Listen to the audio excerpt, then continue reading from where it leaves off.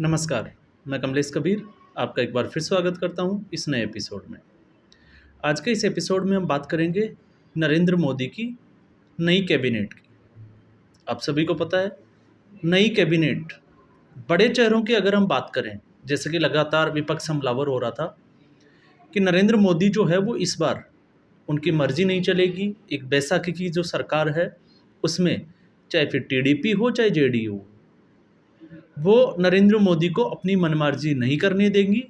और जिसको कहें कि बैसाखी की तरह जो है वो सरकार चलेगी। कुछ बड़े मंत्रालय जो है उनकी मांग टीडीपी और जेडीयू की तरफ से की जाएगी। लेकिन ऐसा जो है वो, अगर उनकी कैबिनेट की हम बात करें तो ऐसा होता हुआ दिखाई नहीं दे रहा। अब ऐसा इसलिए क्योंकि अमित शाह गृह मंत्री बने रहेंगे, वो पहले भी गृह मंत्री थे। इसलिए बड़ा मंत्रालय गृह मंत्रालय, इसके अलावा रक्षा मंत्रालय राजनाथ सिंह के पास में है और नितिन गडकरी, उनके पास अपना जो मंत्रालय जो पहले उनके पास था, सड़क मंत्रालय, वो भी उनके पास ही है। वित्त मंत्रालय वो निर्मला सीतारमण के पास रहने वाला है। तो ओवरऑल अगर हम देखें तो बड़े सारे जो मंत्रालय हैं वो उन्हीं मंत्रियों के पास है जो इससे पहले की सरकार में मोदी की टर्म 2 में थे। लेकिन इस बार जो नए चेहरे शामिल हुए उसमें बड़े चेहरों की अगर हम बात करें तो वो थे शिवराज सिंह चौहान, जिनको मध्य प्रदेश में मामा के नाम से जाना जाता है, और हरियाणा के मनोहर लाल खट्टर। जब मध्य प्रदेश के विधानसभा चुनाव हुए तो विधानसभा चुनाव में जो है वो सारे जितने भी वामपंथी मीडिया वाले हैं और कुछ एग्जिट पोल्स और ओपिनियन पोल्स में भी ये दिखाए रहे थे कि शिवराज सिंह चौहान के खिलाफ जो है वो एंटी इनकम्बेंसी है। और शिवराज सिंह चौहान उसी तरीके से जो है वो चुनाव लड़े और चुनाव लड़ने के बाद में पूर्ण बहुमत के साथ में, और उसकी भी अगर हम बात करें तो उम्मीद से ज़्यादा सीटें जो है वो मध्य प्रदेश में भारतीय जनता पार्टी को मिली। लगातार 3 बार जो है वो शिवराज सिंह चौहान मुख्यमंत्री रह चुके थे और उसके बाद में इतना बड़ा जनादेश मिलना साफ तौर से इशारा कर रहा था कि कहीं ना कहीं मध्य प्रदेश के लोग जो है वो शिवराज सिंह चौहान को चाहते हैं। उनकी लीडरशिप में ये जो है वो भारतीय जनता पार्टी कर पाई।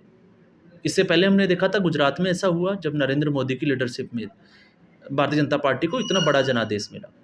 लेकिन उसके बाद में कयास ये लगाए जा रहे थे कि शिवराज सिंह चौहान को मुख्यमंत्री बनाया जाएगा, लेकिन अचानक से जो है वो शिवराज सिंह चौहान को मुख्यमंत्री पद से हटा दिया गया, या हम कहें कि उनको मुख्यमंत्री पद की शपथ नहीं दिलाई और नए एक व्यक्ति को, एक नए चेहरे को जो है वो मुख्यमंत्री बना दिया गया। उसके बाद विपक्ष जो है वो लगातार शिवराज सिंह को लेकर हमलावर भी था। लेकिन ये अंदेशा उसी वक्त लगाया जा चुका था कि शिवराज सिंह चौहान को सेंट्रल गवर्नमेंट में, केंद्र में कोई बड़ी ना बड़ी जिम्मेदारी जो है वो मिल सकती है। और हुआ भी यही, शिवराज सिंह चौहान को भारतीय जनता पार्टी ने कृषि मंत्रालय जो है वो दिया है। तो अब शिवराज सिंह चौहान जो है वो कृषि मंत्री होंगे। इसके अलावा मनोहर लाल खट्टर, उनको जो है वो ठीक लोकसभा चुनाव से, आपको पता होगा 2 महीने पहले उनको मुख्यमंत्री पद से हटाया गया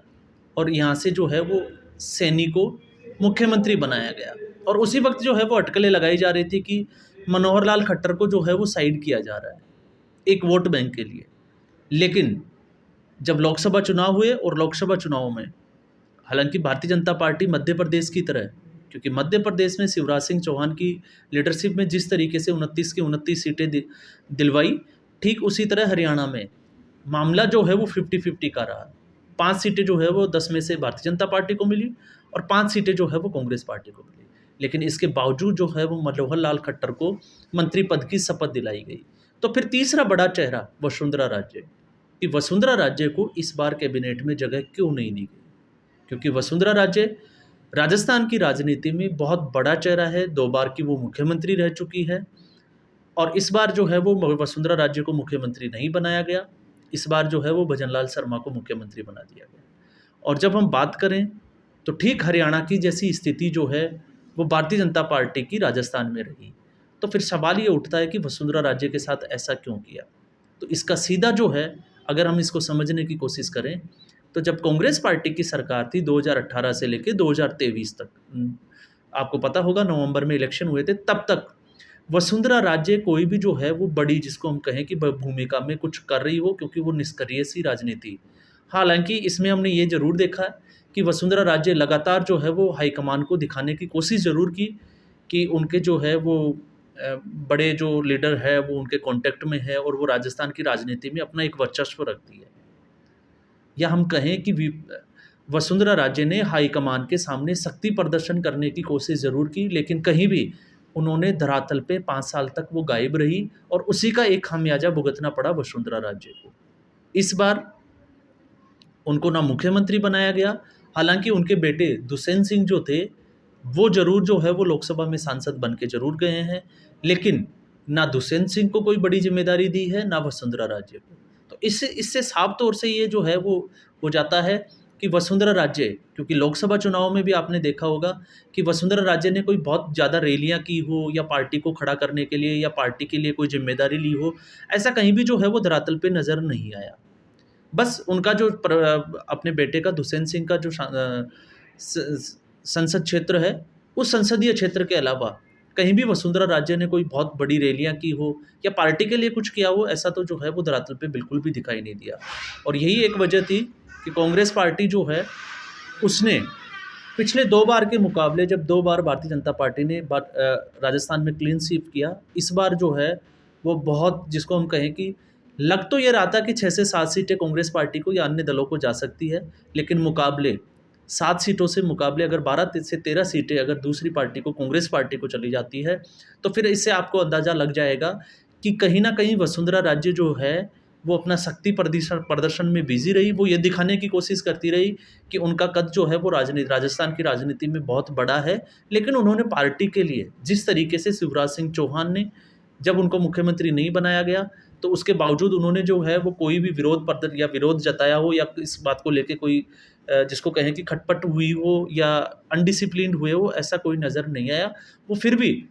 इस लोकसभा चुनाव में जो है वो धरातल पे नजर आए, बड़ी रैलियां करते नजर आए और इसी का परिणाम था कि भारतीय जनता पार्टी को 29 में 29 सीटें जो है वो मध्य प्रदेश में जिताने में कामयाब हुई। ठीक ऐसी स्थिति जो है वो मनोहर लाल खट्टर की थी। कहीं भी उन्होंने जब मुख्यमंत्री पद से हटाया तो ऐसा नहीं लगा कि मनोहर लाल खट्टर जो है वो इससे नाराज है या बगावत पे उतर आए हैं, लेकिन वसुंधरा राजे जो है वो लगातार जब से 2018 के भारतीय जनता पार्टी चुनाव हारी है, उसके बाद 5 साल निष्क्रिय रहना और उसके बाद जब विधानसभा के चुनाव आए तो वो विधानसभा चुनाव में और परिणाम के बाद और लोकसभा चुनाव तक लगातार वो ये दिखाने की कोशिश करती रही कि उनके साथ जो है वो बहुत बड़े लीडर्स जो है वो उनके साथ में है और वो चाहे तो राजनीति में कुछ भी उथल पुथल कर सकती है। तो इससे सीधे तौर से जो है वो हाईकमान को एक मैसेज देना था कि वसुंधरा राज्य का, कि वसुंधरा राज्य जो है वो राजस्थान में कुछ भी कर सकती है, लेकिन हाईकमान इससे उलट ये देख रहा था कि वसुंधरा राज्य जो है वो ग्राउंड पे, धरातल पे जो है वो पार्टी के लिए क्या कर सकती है और क्या कर रही है, और इसी का खामियाजा जो है वो वसुंधरा राज्य को भुगतना पड़ा। और लग रहा है कि अब ये जो राजनीतिक जो कैरियर है वसुंधरा राज्य का, ये अब पतन की ओर है। इसके बाद में अगर हम देखें, क्योंकि लोकसभा चुनाव हो चुके हैं, बड़ी जिम्मेदारी दी नहीं गई है, इसके अलावा विधानसभा के चुनाव अभी जो है वो नवंबर में हुए हैं, तो अब 5 साल बाद में 2029 में, क्योंकि 2028 के एंड में विधानसभा चुनाव होने वाले हैं और 2029 तक, तब तक एक उम्र का तकाजा भी होगा और साथ में तब तक जो है वो भारतीय जनता पार्टी दूसरे लीडरशिप को, हो सकता है कि राजस्थान में पूरी संभावना है कि वो खड़ा करे और उसके बाद में वसुंधरा राज्य जो है अगली बार विधानसभा चुनाव नहीं लड़ते हुए भी दिखाई दे सकती है कि उनका टिकट भी जो है वो काट दिया जाए। तो आज के एपिसोड में बस इतना ही, फिर हम एक नए एपिसोड में नए मुद्दे के साथ हाजिर होंगे। तब तक के लिए धन्यवाद।